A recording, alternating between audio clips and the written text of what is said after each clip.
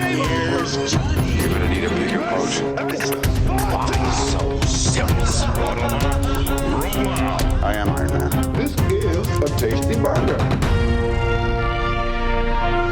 Welcome to the In Session Film Podcast. Hello and welcome to another episode of Chasing the Gold. Oh, I love Erica's smile. We have a lot to smile about because we have a Golden Globes, a televised ceremony to recap for you today. And Erica, I think, so normally, we kind of talk about how much do the Globes really impact the race. I think this Golden Globes was very telling. We will get into it. Yeah. First of all, I want to start by asking you, what did you think of the general show? What was your experience watching? Honestly, I felt like this is a great Globes. It felt different. I don't know exactly why or what it was, but it felt different. I don't know. I thought Nikki Glaser killed it. She got such good feedback everywhere. She was hilarious. Yeah. I really like her. Do you like her as a comedian? I do like her, and I was going to mention, we're recording this Tuesday, January 7th. They're already reporting in the trades that she will be back next year. Yeah. She's getting a pay bump next year, so clearly, the Globes people were also super happy with her performance. Yeah. I thought she did great. She was so funny. She was so likable. All of her jokes landed. I felt like everyone was having a good time. It just felt different. I don't know. It felt really different. It was fun. And yeah, I feel like there were some surprises, I thought, which we'll get into. And just for the record, I did finally, I think I told you this through text, but I did finally catch up on some movies because I've had a couple snow days here in Baltimore. I caught up and finally watched The Substance, and I finally watched Amelia Perez. So I now can I feel like I can weigh in more on some things. But no, I thought overall it was really fun. Normally the only awards, not only, but obviously I'm such a big Oscars fan. That's the one I always feel the most excited for. And I just had such a good time watching this Globes. It was so fun. I don't know if it's because I feel more invested now with me and you doing this or what exactly it is, but I don't know. What did you what were your overall thoughts? I make a big day out of any award show, so I ordered my favorite meal, put on my favorite PJs. My friend came over, I was watching it with my mom, so I always. What did you get to eat? I ordered poke. I was I want sushi. Yeah. Sushi's always my treat meal. So I thought Nikki Glaser did great. I loved that it felt like she was sort of laughing with the audience and not at them. I thought she did a great job of being really funny and edgy without feeling like she was picking at anyone necessarily. Right. Which I really liked. I thought the flow of the show was really good. I mean, the cameraman was a couple camera moments where sure. It's live television. I will defend that. That's live television. I thought so. What did you think of the GPS pointer of where everybody was sitting?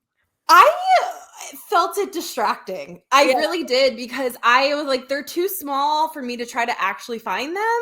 So I was just concentrating on just them actually showing them.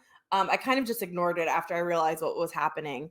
I like the idea of it. I like trying to do something new and fresh and different for the space that they have, because obviously it's a very different setup than how the Oscars are set up, with everyone being at tables and things. But I don't know if it really worked. It was more distracting than anything for me. But I appreciate the effort. I have a couple of nitpicks with the show, if I may.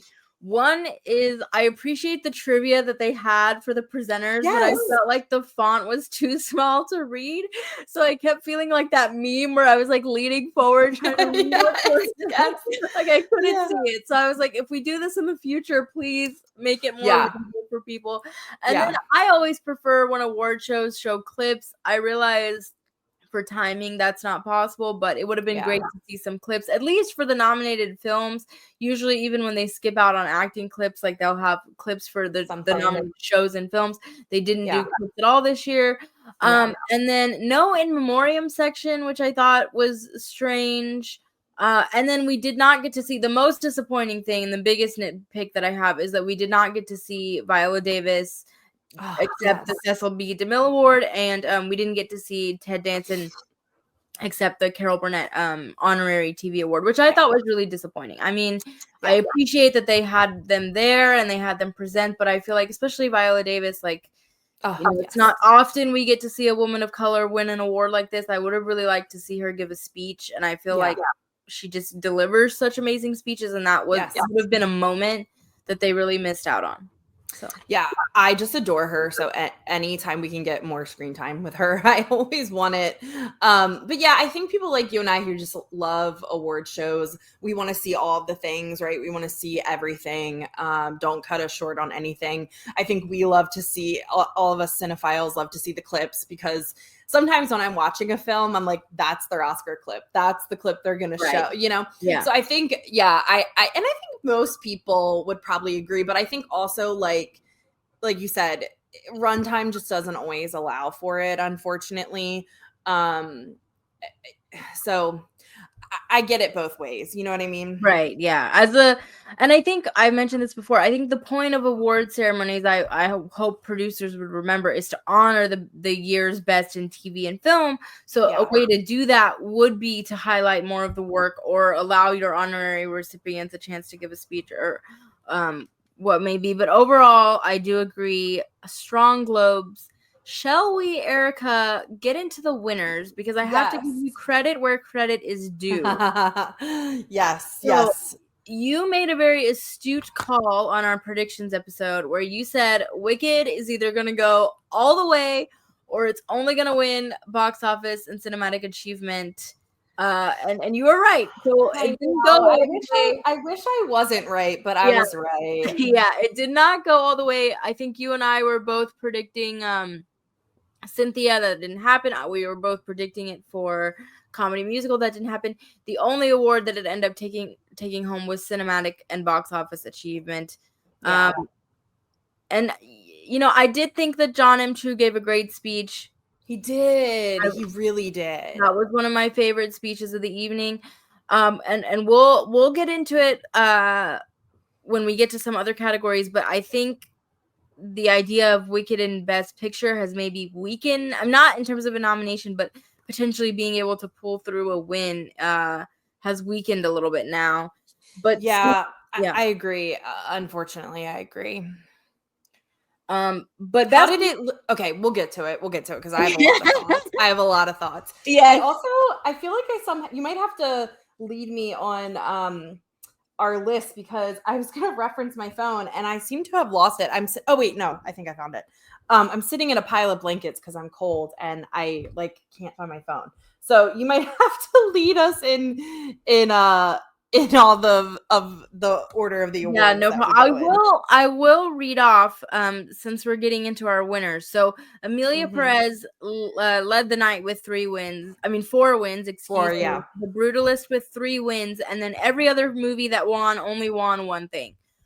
So Wicked only wins. So it spread the love, which we also talked about. There was a lot of spreading the love, was part of the surprise. Was part of the surprise for me. I was not expecting as much of the love being spread. So that brings us to our next category and the winner, the big winner of the night. So Best Original Song, El Mal for Amelia Perez, or El Mal, I should say. Being in Texas, I should correct my pronunciation.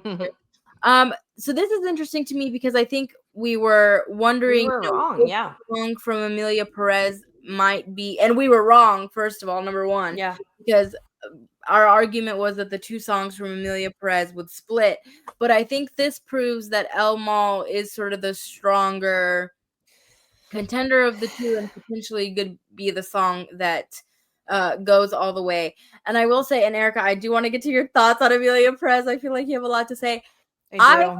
And you can hear it from my very first TIFF reactions episode. I have struggled with this movie all season. I continue to struggle with this movie. I have to be honest. My opinion has only declined with time. Yeah. But I will say there are 2 things I like about Amelia Perez. One is El Mal. I think it's a cool number. I like what they did with it. And 2 is Zoe Saldana. So she's wonderful. She's one, and also, if they end up being the winners out of Amelia Perez, I would be okay with that. So I am one of those people that I get so sappy and weepy when an actor is genuinely shocked by their win, or anyone, right? Like producer, director, anyone, right? And I love when they're so shocked and so taken aback, and you can tell that they're like so genuinely moved by winning an award. And Zoe Saldana, oh my God, she had me like crying in the very beginning. Like, I'm not even gonna lie. Like, I was like, oh my God, like she was just so genuinely touched, and like you could tell it meant so much to her. I agree. I think she's the best part of the film, if I'm being honest. I don't know how much I should say about Amelia Perez right now. I can give my reaction if you want, or if we want to save it. No, I think you should just go for it, because I feel like it's on the tip of your tongue. So just let it out. Here is the thing, Sean. I love a musical. I'm a musical girly. I think you guys know this about me now. Obviously, very obsessed with Wicked, but I love a musical. Like, I grew up watching Grease over and over. I grew up on Hairspray, obviously. Like, I love a musical. But the thing that I love most about musicals is that the music in it enhances the story. The music in it provides messaging for the story, context, foreshadowing, all like the music is there for a reason. I felt that Amelia Perez, if this was not a musical, if this was just like a straight drama, thrillery type of thing, I think it'd be one of my like favorite films. Like, I think the musical aspect of it completely like diminishes so much of what it really is, or what it could have been. I think, we've talked about, I think a little bit, and I've seen a lot of talk about like just the script needs so much work. And I agree. I think this could be this is hard, because it's like, I do think they did some really bold things and some really creative things, which I am like obviously always supportive of, but I just don't think it was the right choices. I think, like I said, if this was not a musical, take out the unnecessary musical numbers, get somebody who can actually write like a very heavy weighted script with heavy dialogue, like, like meaningful dialogue, where instead I felt like in the moments where it could have had really meaningful dialogue, it just burst into, again, unnecessary song and dance, which again, I am all about like busting into a musical, right? And I'm also someone who, like, I recognize that musicals don't always have to be like these bright, shiny, like musical, air quote, typical stereotypical musical numbers. Like, if you've ever seen Dancer in the Dark, it's one of the most depressing and sad films I've ever seen, and it's a musical. And it's a wonderfully done musical, wonderfully done film. But for Amelia Perez, it just, every time a musical number happened, I was like, no, why? Like, why are you a musical? And I don't think your musical should have your audience asking those questions. Like, like I said, I think the premise of this story is amazing. I think it's interesting. I think there's so much to work with. And I just think making it a musical like took me out of it. I don't know. Like, I think I really could have loved it if it wasn't a musical. Yeah, those of you who are listening to the podcast are missing me just nodding. I completely agree with you. I feel like that's exactly how I feel. I feel like the musical numbers just interrupted the flow. Yes. It was happening to me. It even interrupted like a lot of the emotion that I felt when I was watching just like straight scenes. I felt like were missing from the musical numbers. So it made me like feel very disconnected from the characters. Yeah. And I told you, like, when I saw the film at TIFF, I didn't even know there were musical numbers. So I was so like shocked about like what was gonna happen. Yeah. And when the first number happened, I thought maybe like it was just like a let's have a musical number in this movie, and then it kept going, and I just I don't think the music works. I think, as I said, El Mal is the best of the numbers in my opinion. I think that came together the best, but it's just, it doesn't work. It doesn't work, and it's so unfortunate because, like I said, I think it was just like a straight drama. Like, it could be incredible. Incredible. There are more aspects of Amelia Perez that I wanted to talk about as we get Yeah. into like more of our winners. But one of the biggest surprises for me, Erica, was Reznor and Ross winning Best Original Score for Challengers. That was jaw-dropping to me. Was that the one that I said? Did I say that? I mean, I think you did because I know I think I did. I think you predicted both for score and for song for Challengers. So you're halfway there. But I was really surprised by this, and I think I'm gonna go ahead and put them in my Oscar 5, which they are in my Oscar 5, but I feel more confident about that coming through. And like, what a cool, even when they were like coming up to the stage and they were playing like bits of the, I was like, this is a cool score. Like, I love I can we just talk about how excited Elton John was for them? Like, that was a really cool moment. I love Elton John. And that's telling. I mean, when you have somebody Super like, telling. you know, like you want to see, and that's one of the big things about the Globes is you can see like, okay, again, the voting body of the Globes, I cannot say this enough. I understand it's not the same as the Academy, but when you see the industry react to the winners, it tells you what they're kind of thinking. And we should mention, again, we're recording January 7th. SAG nominations come out January 8th. And Critics' Choice voting is happening right now. So, like, this leads to a lot of momentum, and I think you know, Reznor and Ross getting in here, I mean, winning here, giving a great, again, having a moment is really exciting for their Oscar prospects. You know, lone Best Score nominations have become increasingly rare, but I feel like if anyone is going to do it, it's going to be Reznor and Ross. They're obviously beloved, had multiple films this year. Yeah, I'm just such big fans of theirs. I listen to the Social Network score often. So I was kind of pulling for them. Again, I think that is the best part about Challengers. So I'm pretty sure if I didn't say that I thought they were going to win, I don't know why I wouldn't have, because I've been thinking they're going to win the Oscar the whole time.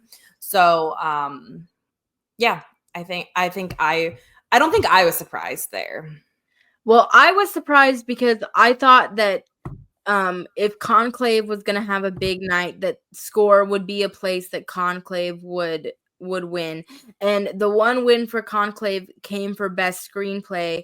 And we should mention so the Globes combine adapted and original screenplay. It is very rare for the Globes to go for an adapted screenplay. They normally do not. So that kind of broke precedent for them a little bit. But I think, you know, Conclave has adapted screenplay on lock at this point. I don't see another film taking that over. One of the biggest shocks of the night for me, Erica, is Anora, a goose egg for Anora.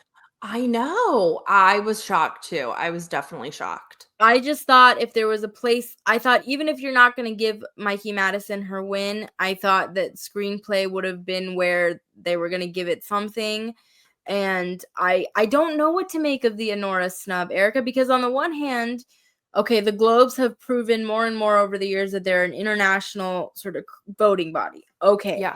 So does that mean that an American voting body is going to embrace Anora more? Like, could we see potentially these wins happening at Critics' Choice? Is it going to, you know, again, with SAG nominations, we'll see, like, if it gets into ensemble. I think it should very much get into ensemble. But do you think that this spells trouble, or do you think this is just the Globes embracing a more Globesy film or Globesy films? Yeah.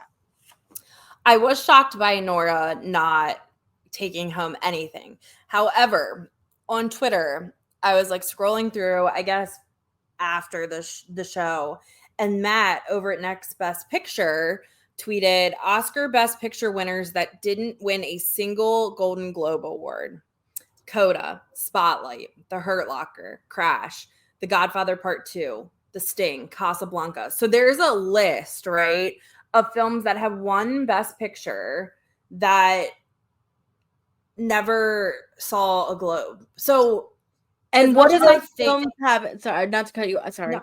I was just gonna say, what do those films have in common? They seem like films that would appeal more to an American-minded voting body than something like the Globes, right? 100%.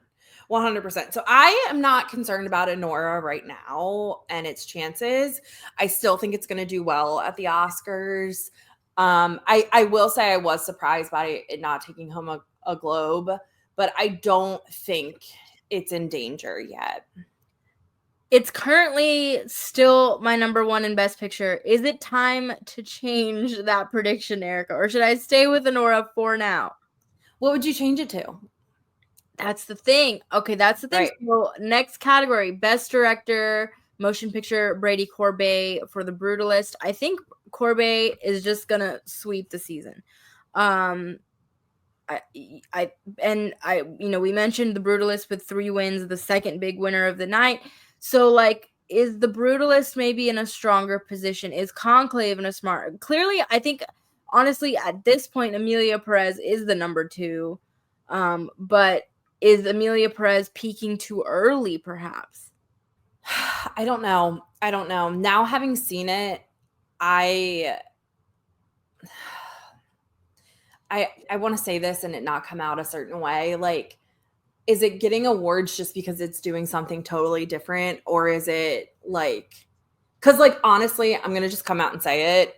I'm offended that this film beat Wicked for musical because Wicked is just everything a musical should be. And I know I'm biased. I know I'm like a super fan, but I just like that is incomparable to Wicked. Like, it's just not at the same. If we're talking musical, it is not even an argument. Like, again, I think Amelia Perez, like, story, like, boldness of like doing something new and different, yes. Musical, no.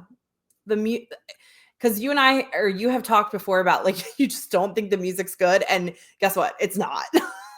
Like, I'm gonna be controversial here. It's not. Like, the one song that I think we're all probably thinking of about medical procedures, Right. like beating Wicked, like I'm offended. Like, but here's the thing, and many people have pointed it out. It's not just me.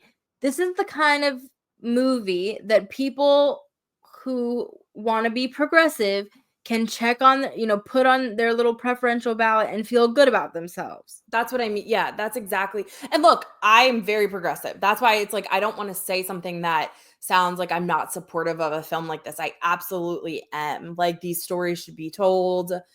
I think it's monumental that, this actress is playing this role, this woman is playing this role. But if we're talking like it being deserving of a musical award, like, I just can't get behind that. And then I also wonder, like, let's be honest, the backlash is mounting. The think pieces have started because, and I mentioned this very early on out of tip, I think there are parts of this film that are offensive. Like, the song about the body parts, to me, is flat out offensive. I don't think it's progressive.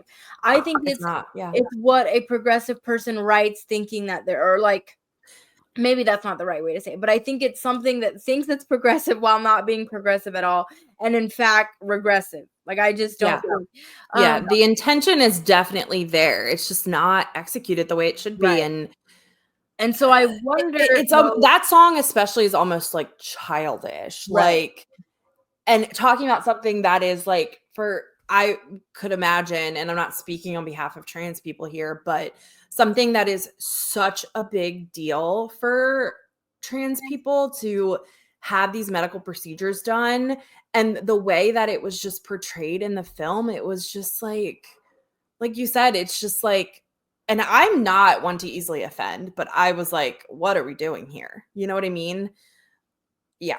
So I wonder, and I will say this all season long, I don't think Amelia Perez performs well on a preferential ballot, because then you might have people that are ranking it first place or towards the bottom.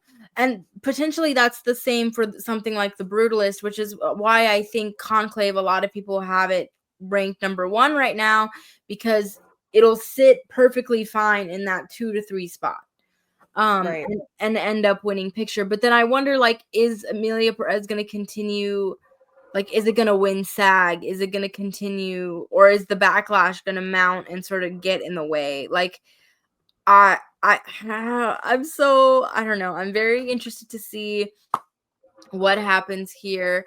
Okay, our next category, Kieran Culkin, best supporting actor in a supporting role in any motion picture. Um, okay, so this is something I wanted to bring up with you, Erica, today, which is that I think we have 11 films contending for 10 spots for best picture. And I'm going to read you what I have currently, because I have 10 best picture picks on In Session Film on my awards thing. So I have Anora, Conclave, The Brutalist, Amelia Perez, Wicked, The Substance, Dune Part 2, A Complete Unknown, Sing Sing, and Nickel Boys. I think Nickel Boys and I think Nickel Boys and A Real Pain are fighting it out for that 10th slot. What do you think about that? Do you think that A, I guess, are there other films that I'm missing? But B, do you think that A Real Pain is a stronger best picture contender because Kieran seems like he could potentially be in a situation where he could sweep? Yes, because do you also think A Real Pain could get like screenplay and things like that where it would just show up more in all of the other awards where Nickel Boys might not? Well, I also have Nickel Boys in adapted screenplay. So I think Okay. both A Real Pain and Nickel Boys will pick up their respective screenplay nominations. I think Nickel Boys is a very strong contender for cinematography as well. I just feel like it's a coin, and and people will win supporting awards without a best picture nomination, but I feel like if Kieran is strong enough, then the film has to be strong enough.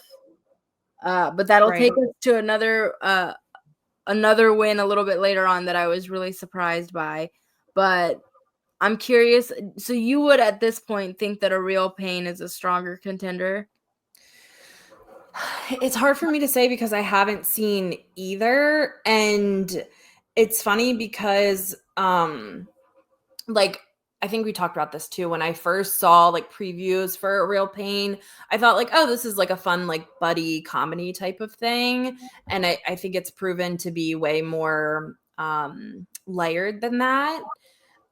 But when I think of something like Nickel Boys, having read the book, knowing the story, having not seen it, but knowing how differently it's shot and edited. And I think, if we're going with something like more artsy, maybe pointing that way, but I don't know because I haven't seen either of them. I'm super excited to see both. Well, but they're so different too, right? Yeah, A Real Pain is going to be streaming on Hulu January 16th. So you don't have to wait very long. Yay, good. Okay, great. So January 16th, we can all catch up on A Real Pain. Yeah, I think Right. and we're going to So next category, best actress in a supporting role in any motion picture, Zoe Saldana for Amelia Perez. Terrific speech, terrific moment. I think and again to touch on Wicked, I think if there was any moment to establish potentially a alternative to her, it would have been Ariana Grande. Here, I don't see a pathway for Ariana now. I feel like if she was gonna win anywhere, it would have been the Globes. I don't see her winning SAG. Don't see her Critics' Choice, certainly not BAFTA. So I feel like this sort of sets a path for Zoe to potentially pick up, again, potentially be a sweeper. Do you think Ariana will at least get nominated? I think she's gonna get. And we can get into it. I think Ariana is in a much safer position than Cynthia, but I think having and knowing that a part 2 is coming is gonna weaken the film because it's kind of like that Dune thing of we're gonna have another chance situation. But I do think she's a lock for a nomination. I just thought that if there was a pathway for her to win, it would have started at the Globes and for her to have a moment, and then that momentum would continue. But now I just feel like, and especially given, as you mentioned, I think Zoe's speech was one of the most memorable of the evening. And so and again, even if you don't feel strongly about the film, she is very good and she's an actress that's been working for so long I think she's the fourth highest grossing actor in cinema history, period. Like, she's done a lot. Yeah, she's the okay, that makes sense. Yeah. It's just good to see her in something that isn't something she normally does, right? Like, yeah. So and I guess the most non-surprising category of the evening, motion picture non-English language, went to Emilia Perez. I mean, engraved the Oscar already. I feel like that's as strong of a front runner in that category as I've seen. Any commentary there? No, I think, like you said, that was probably our, easiest prediction. I agree. I think engrave all of the awards from here on out in that category. I think it takes it. I do want to mention, though, I know this is like, because I remember us talking about this because I wasn't sure if that animated film Flow was non-English language, and I didn't realize it's no dialogue in that animated film. So I just wanted to mostly correct myself from saying that I thought it was in a different language other than English, but learning that it was no dialogue, I think is really, really interesting. Right. And I'm definitely going to watch it because it is considered a international contender for international because it's from Latvia, which brings us to our next category. This was another jaw on the floor moment for me, and if probably the biggest jaw on the floor is Flow winning Best Animated, because we have to remember The Wild Robot was nominated for 4 things. So, and normally when you have an animated or an international contender, any sort of contender that's nominated in more than one category outside of the main thing, that shows a strong base of support. So the fact that you had a score nomination, a song nomination, and cinematic and box office achievement, we can set that aside. But like having those nominations and not winning, I was, like I said, jaw on the floor. I really was not expecting. And Erica, I was live tweeting from the In Session Film Twitter account, and to prepare, I had written drafts of all the like things that I was so confident in, and I had written tweets that were like, "Anora is now a Golden Globe winning film. Read the review." And so the fact that so many of these are still in drafts, my best animated film, The Wild Robot. Yeah, I was just shocked. I think I'm not ready to predict Flow going all the way. It's gonna move up to number 2 in my rankings, let me tell you. And it's gonna be in my international feature film rankings. I believe it already is, but I'm moving it up. But I think what this shows us is actually The Wild Robot, which I was predicting to maybe sweep, is not gonna be a sweeper. And I was surprised. Point, which you also mentioned in our predictions episode, I thought if we were going to get an upset, it was going to be Inside Out 2. So it just went in a completely different direction that I did not see coming at all. But I kind of loved it. Like, I love that it was unexpected. I think it'll bring like a whole new audience to this type of animated film and just this type of film in general that I think is really exciting. Like something with no dialogue, for it to win an award is like really cool. And the first independent animated film to ever win, which is not backed by a major studio or anything. Very, very cool. I think it's going to do a lot for the field of animation in general. Yes. Now, Erica, we get to my second jaw drop of the evening. Truly jaw dropping. Like, I cannot even tell you, which is best performance by a male actor, motion in a comedy or musical. Sebastian Stan. Like, I was like literally just give me your commentary because I have a lot to say about this. I have a lot. I was shocked as well. Have you've seen A Different Man? I have not seen it. Shamefully. Oh, you haven't? Not seen it. Yeah. Okay, I haven't seen it either. But now I'm like, okay, I'm gonna watch it. Yeah. Right? I mean, I don't know. I was shocked. It kind of felt like it came out of nowhere, right? Well, here's the thing. So I think we both had Jesse Eisenberg predicted. That's why I'm saying maybe A Real Pain isn't as strong as people think, because I feel like if he just seemed like if the movie is so beloved, if Kiernan's performance is beloved, then he would also, like, this would be the place to award him. So the fact that they didn't is really interesting to me. Then I thought Glenn Powell would have been a strong number 2. And this is where I want to get into Best Actor, because I have a lot to say about Best Actor. Bear with me, Erica, and chime in, because I'm curious if you agree with me here. So all season, I have had sort of the same 5, which is, I think, was for most of the season the conventional best 5. And I should mention also here that I, as I mentioned, updated my Oscar predictions the day of the Golden Globes. I put Timothée Chalamet in my number 1. I finally moved off the Coleman Domingo, kind of gave up on it. And now I'm going to have to come up with a new best actor, because I don't think this is Timothée Chalamet's year. But the conventional 5 for most of the season we have thought was going to be Timothée Chalamet, Adrian Brody, Ralph Fiennes, Coleman Domingo, and Daniel Craig.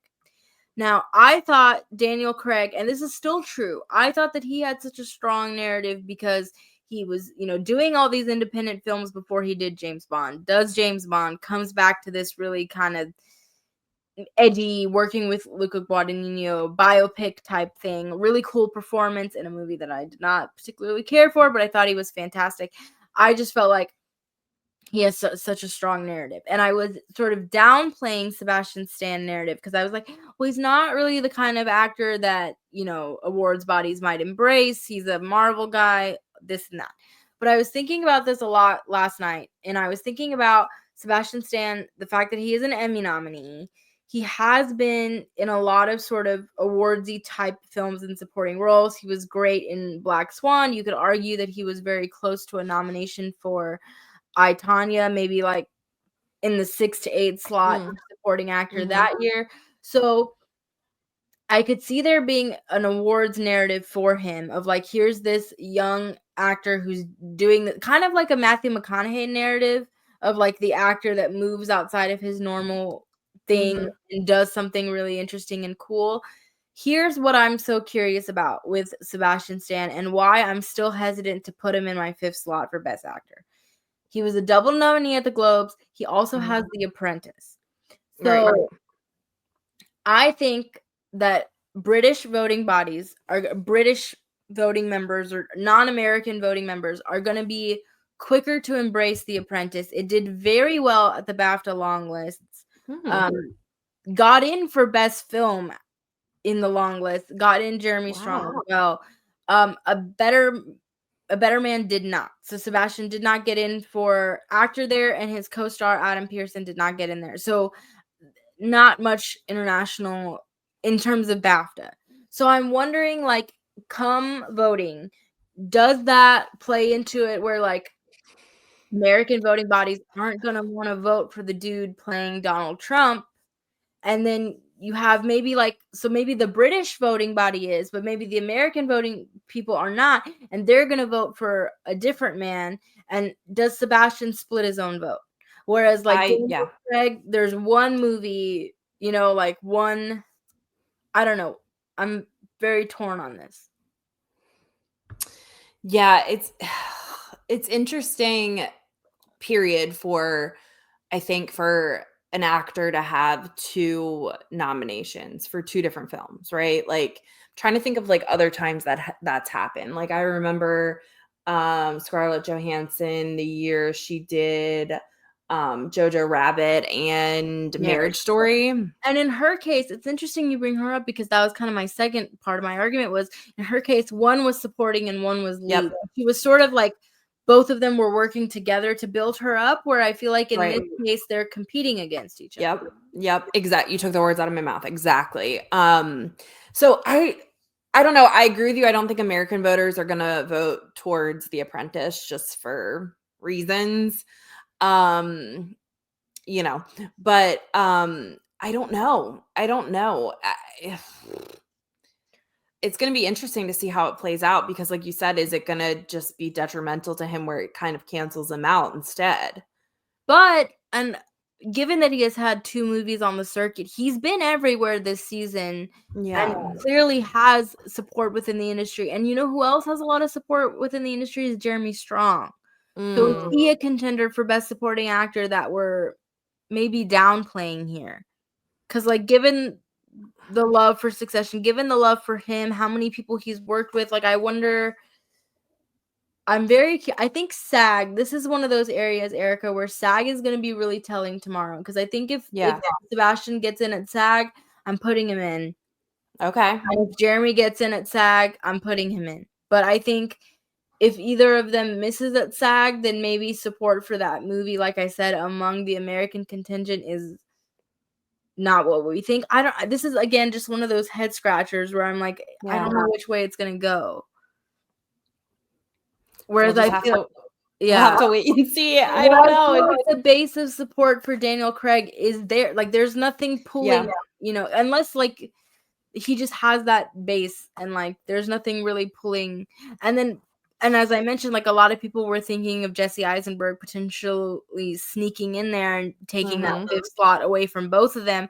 But I think him not winning the Globe kind of proves that that's not really a viable option. Right. So I think it's stronger for screenplay. Yeah. And maybe even director, do you think, or no? I think Jesse Eisenberg is going to get the original screenplay nomination. Okay. And that could I be wrong? Sure. I just don't. It's not really a crafts movie, so there's not really other nominations it could pick up. Okay, so let's talk about the other movie that you caught up with. So Demi Moore, best female actor, comedy or musical. Speech of the night for me, I have to say. Like that was the highlight of the evening. She was great. I loved her speech. I mean, she says something, like put down the measuring stick. I thought was just such a beautiful moment. It really was. And honestly, I was shook. I didn't realize she's never won an award.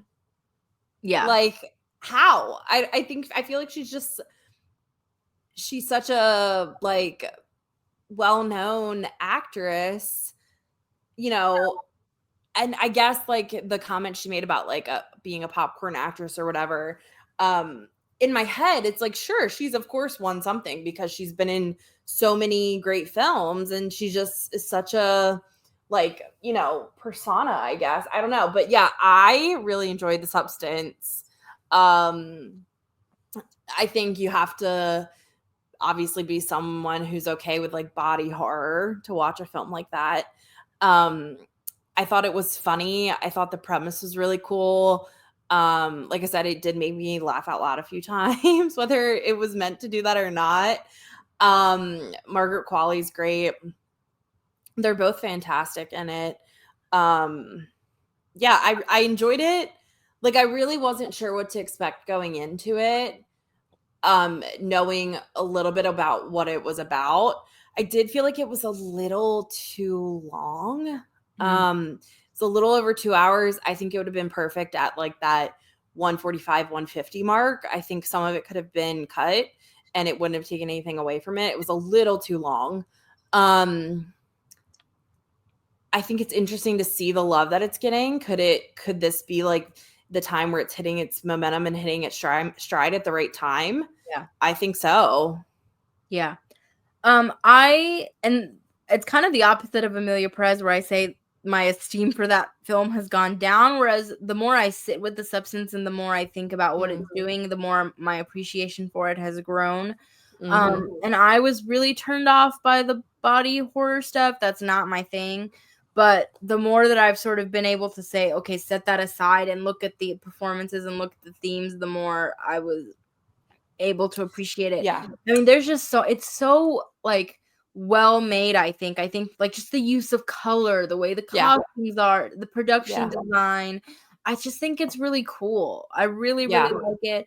To your point, I think the performances are great. I think if you were doubting the film as I was because of the body horror aspect, I think all doubts are over. I think Demi, I'm not ready to put her in my number 1 slot, but she's in my number 2. Like, I think the nomination's happening for her. I think Coralie Farjat, the director, is in a very good position for screenplay. I think she's in a very good position to sneak in potentially for the director 5. Wow. I think just because I'll be interested to see. I really think she could get in for director. I think people really admire her vision. what I want to talk about real quick to go back to supporting actress for a second is Margaret Qualley. Yeah. Do you think that because we've seen a lot of times when there's a strong contender in actor, sort of the supporting performance comes along. Roma, for example. Do you think that Margaret Qualley, again, an actress that has been doing really good work, she was like in 3 movies in 2024 alone, an Emmy nominee. So, like, do you think she has a strong enough base of support to get in? And my question that I'm struggling with, Erica, is let's say Margaret Qualley gets in on Oscar morning. Who does she kick out? Is my big thing. That's what I was going to ask you because I don't know. I do think she could. I think also Demi winning in like you said in actress could be a huge thing that pushes her over the line, right? Margaret Qualley pushes her over the line. I also really love that they presented together. I thought at the Globes, like I thought their little, thing with presenting together was great. I think they have great chemistry. Yeah, I mean, but who does she kick out if she makes it? Okay, this is what I'm struggling with because I currently have Margaret Qualley in at number 5. Okay. And I have Zoe Saldana, Ariana, Isabella Rossellini. Those 3 feel very safe to me. Then I have Felicity Jones for The Brutalist, which she also feels safe to me because clearly they like The Brutalist. I think if The Brutalist, gets Best Ensemble at SAG, then she would feel very safe. And then I have Margaret Qualley in at my number 5. I have Selena Gomez at 6. But clearly they love Amelia Perez. Yeah. So am I just underestimating the love of Amelia Perez by underestimating Selena Gomez here? I think it's also going to depend too, right? Like the conclave of it all, right? Like, I don't know. I think about Isabella Rossellini and I get what you're saying where it's like a safe choice, but I don't think she's doing enough in the film, but is she just go ahead. I mean, I completely agree with you. And I rewatched Conclave as I mentioned recently because I was like, maybe I'm missing something with Isabella Rossellini. I just don't think I don't think she's doing enough. I think if somebody mentioned on Twitter, they were like, the Golden Globes is just like Conclave because they show Isabella Rossellini every 45 minutes and you wonder when she's going to show up again. That's great. Like, this sounds horrible because I think she's a wonderful actress, but I don't want to say like anyone could have played that role she played in Conclave, but you could easily swap her out for someone and would not have changed anything for me or anything for the film. However, when you think about Margaret Qualley, like, I don't know. Yeah. I don't think you could say the same, right? Like, I think she's pretty, I mean, you could even say that they're co-leads, right? Instead of one actress, one supporting. Yeah. I don't know. Well, It's tough. and can I be honest? Like, and I can say the same thing about Selena Gomez and Amelia Perez. I think Zoe, and it's not, I've said this before, it's not her fault. It's the way that character is written. I just think that character is a really messy. Even the people, because there's a lot of criticism of Selena's like Spanish in the film. Whereas like I think that's on purpose because she's supposed to. My impression, you watched the film more recently than me. My impression is she was somebody who like maybe was not a native Spanish speaker and learned to speak it because of her partner and her children. But like we don't get to learn that much about her. Her one like long number that she has was like so weird to me. I agree. If we're talking Amelia Perez and who we think, if there's only one nomination for supporting, it's definitely going to Zoe. Selena's off the table for sure. Just that feels right in this moment after the Globes. But given that Amelia Perez has now overperformed at the Globes, overperformed in the BAFTA long list, was the leader there, was the leader for Globes nominations, as we mentioned, like broke the record for the most nominated comedy. So clearly, like, there's a lot of support.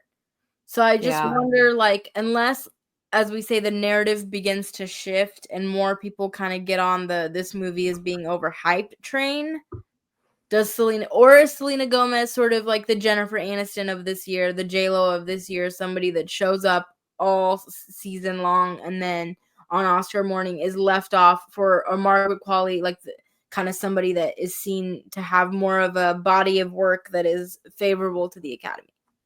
Right. No, I could see that happening. Because the thing is also, like, if you're watching The Substance to watch Demi, like, I could see you being like, whoa, but Margaret Qualley is, you know? Yeah. Yeah. No, 100%. Because that is how I felt, because I wasn't sure how much she was going to be in it, what exactly it was going to be. And, like, that's why I said, like, looking at it after having just watched it yesterday, I do feel like they could be co-leads instead. You know what I mean? Oh yeah, I think putting Margaret in supporting was like an award strategy rather than Yes. Same with Zoe and Amelia Perez. No offense, I mean she's fantastic, but that's not really a supporting performance. Right. Okay, so best motion picture, musical or comedy, Amelia Perez. I mean, I guess the writing was on the wall by the time we got to that part of the evening, but I was still kind of shocked because I thought maybe Anora, like if it wasn't going to be Wicked, then maybe that's where Anora was going to show up. Yeah. But then I was like, okay, they're just on the Wicked. You know, I mentioned during our predictions episode, like the pendulum is going to swing either way, and it just swung in a direction that I should have foreseen, I guess, but didn't. Best performance by a male actor in a motion picture drama, Adrian Brody for The Brutalist. Mm-hmm. What are your thoughts here, Erica, in terms of the best actor race? I feel like, again, not having seen The Brutalist, but have heard like what I've heard about it, I'm not surprised that he won. I can't remember now who did we predict him? I feel like we did. I think you potentially did. I was on the Timothée Chalamet. I thought this was going to be the beginning of his run.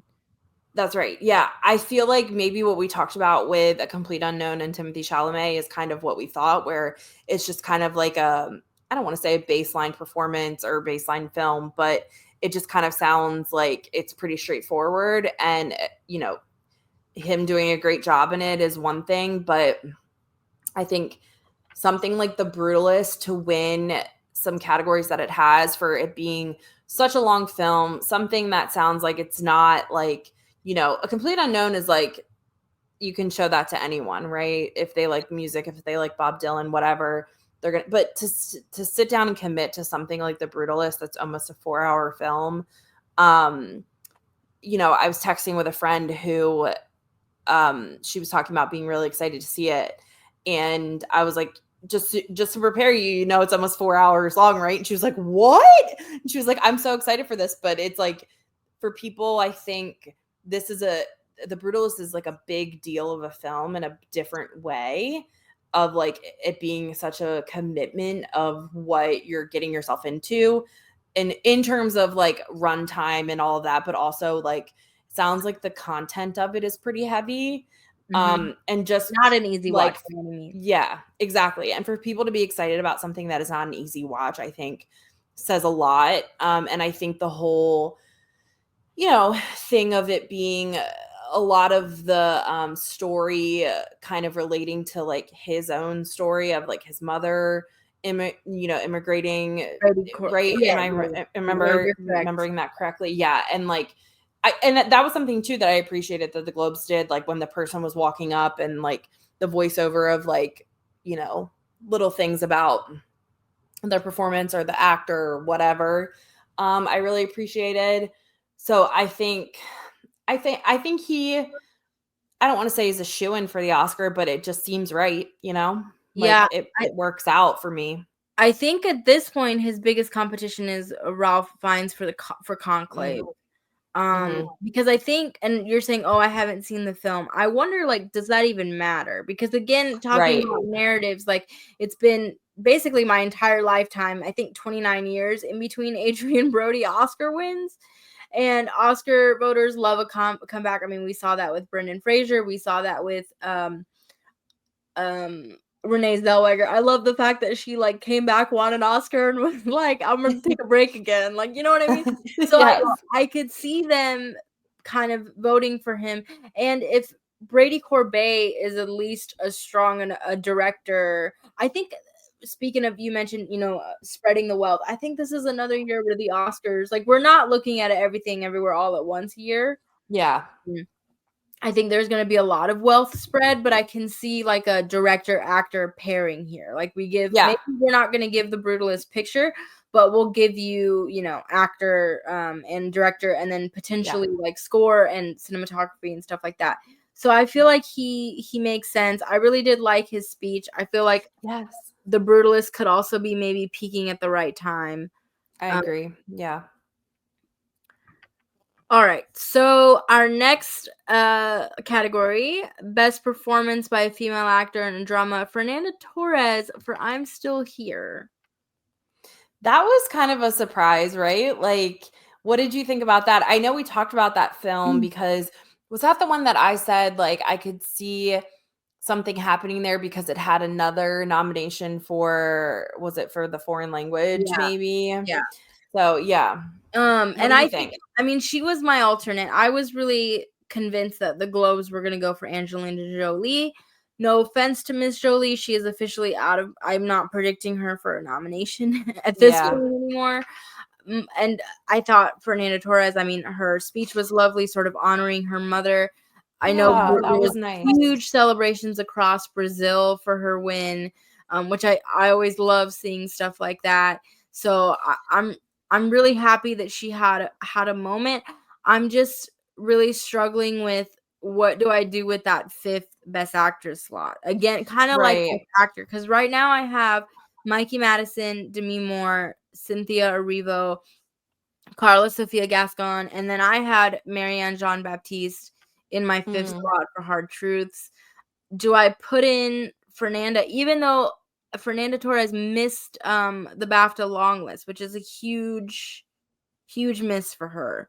But I wonder, like, maybe she shows up at SAG tomorrow. Like, if she does show up at SAG tomorrow, I'll definitely feel more confident about predicting her. But like, who gets that 5th slot? Is it going to be Kidman?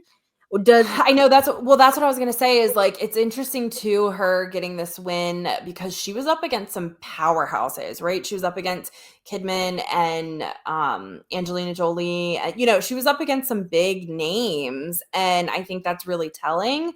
So I think, I don't know, maybe like you said, see where she lands with SAG tomorrow and then go from there, I guess. I don't know. It's hard. It's hard because don't me for saying this, Erica. I also think Cynthia Erivo is kind of in a vulnerable position. I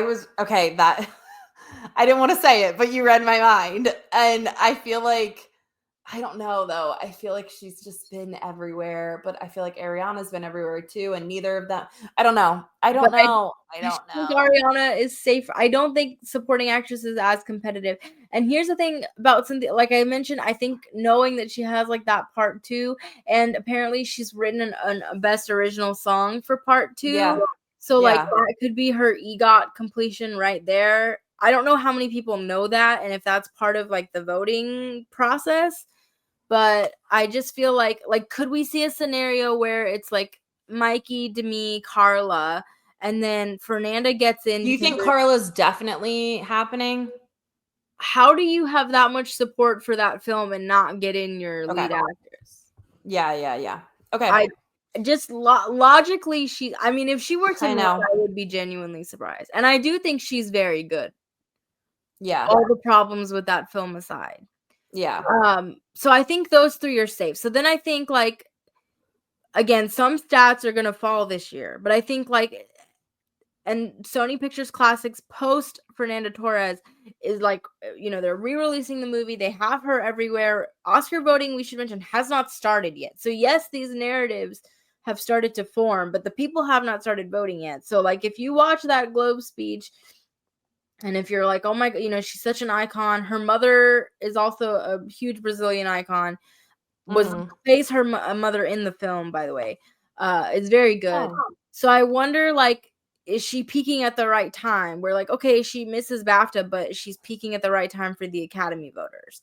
And then I have to bring up, like, if Kate Winslet gets him tomorrow at SAG, do we just give the 5th slot to Kate Winslet?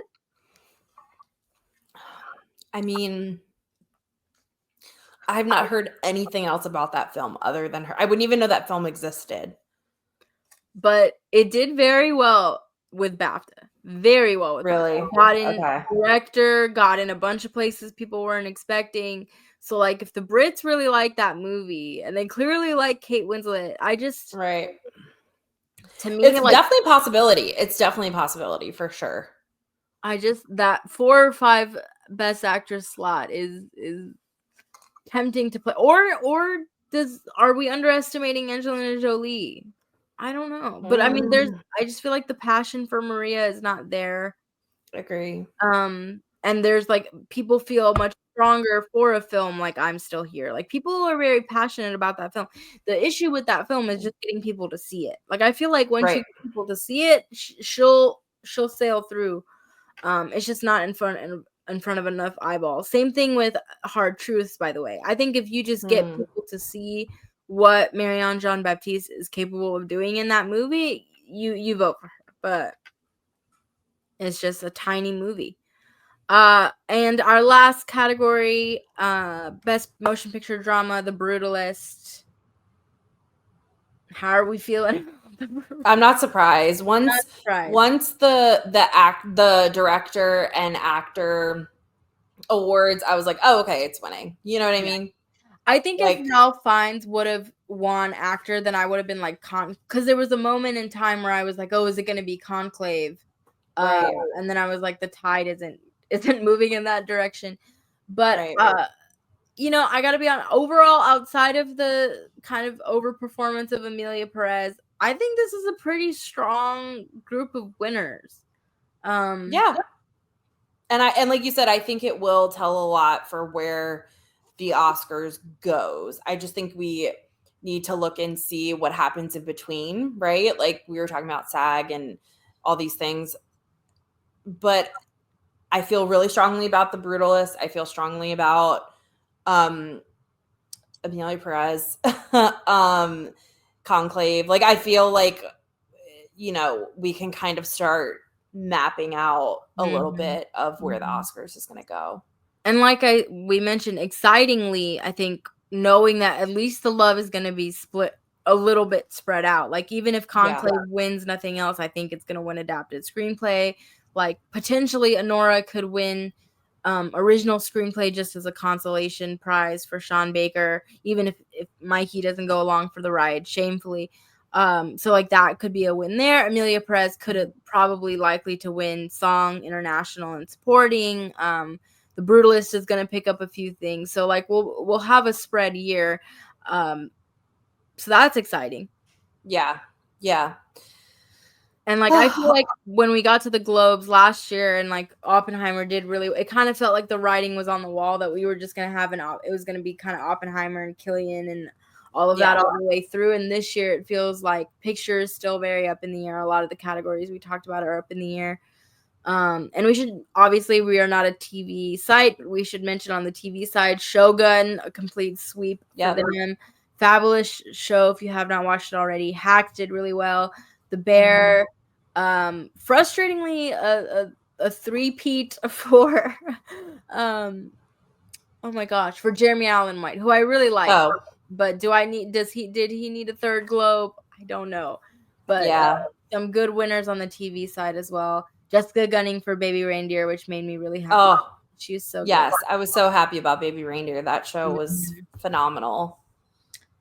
She gave a great speech as well. So. Oh, yes. Oh, my gosh. The supporting actor from Shogun, also probably one of my favorites, is where he comes up and he says, I'm an actor from Japan. You probably don't know who I am. Oh, I know. He was so sweet. That's one that has been on our list for so long. We've talked about watching it because we heard such good things when it came out. And like people that were watching it that were like, you guys have to watch this. And then it winning so many, I was like, okay, we really need to sit down and watch this show now. It is, but it's the kind of show, like you said, where you have to sit down and watch it. Also because it's so gorgeous to look at. Like, you really want to be in a position where you can, like, immerse yourself in it. And obviously, there's subtitles, so it's not the kind of show where you don't want to be looking at your phone, but you want to be in a position where you can, like, dial in. type Well, of a thing. Shadan, as soon as I'm done binging all of the Traitors, we're on Australia season 1 now. So, Oh my gosh. I I'll may get or to may not Shogun then. have started some international seasons of Love is Blind last night. So Oh, really? yeah, That's just fun. gonna go all the way down with that ship. I know. Do we have any closing thoughts on the Golden Globes? I thought, like I said earlier, I thought it was really fun. Nikki Glaser killed it. I can't wait for her to come back. I hope this gives more opportunities to her because I think she's great. Yeah, and I mean, Shadan, we're in the start of award season. It's officially award season. It's our It's favorite time of happening. year. So Enter super your favorite exciting. It's Happening GIF. That's how it's happening. Yep. It's happening. Yep. Also lots of great outfit changes for Nikki Glaser. Yeah. Glaser. Glaser, I yeah. thought, yeah, and I have to say again, I really think I mentioned this to like my friend and everything while we were watching it, but like speeches like Demi Moore's, that's why I love award season. Like, if you want to know why I'm such a geek about this stuff, it's because you have a moment like that where somebody gets their due, they get up there, they deliver a knockout, and you just afterwards have a moment where you go, whoa. Yeah. I also really loved Brady Corbet's speech where he was like, I was told this wasn't going to work. I was told, like a 3 hour and 40-minute film. Like, and I was just like back there like, yeah, because like I'm totally the kind of person that's like, just let people make their art. Like, let them, like, when you're making something that's right. And no one can tell you any different that it shouldn't be 3 hours and 40 minutes long. It's as long as it needs to be. It needs to be as long as it can to tell the story. It needs to tell the story, like, or just like being able to make decisions. I just loved his speech because it was like, give people a chance, give artists a chance to like make the things that they know should be made the way they should be made. And I'm a huge supporter for that. Yeah, so I love that speech as well. But yeah, Demi, Zoe, like those speeches were so great. And yeah, I as well, that's why I watch the award shows, because I'm a nerd for those moments as well. Yep. So super fun. Great note to end on. As always, please follow us on social media. Erica, where can people find you?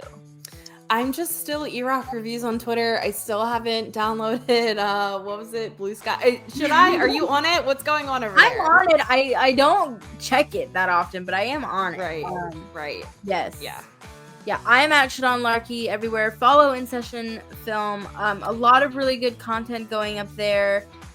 Top 10 lists, interviews, reviews. My Oscar predictions are gonna look a lot different, so check that. Let me know if you think I'm crazy. I love how I literally predicted Timothée Chalamet for one day, and then I went, nope. So sorry, Timmy. Timmy had it 24 hours in the sun there, but please check back on my Oscar predictions. I feel very proud of those, and I feel like a lot of my hunches are maybe starting to come to fruition. We shall see. But yes, and we will reconvene post SAG nominations. Lots of exciting things are happening, so we will be back. Yep. See you then.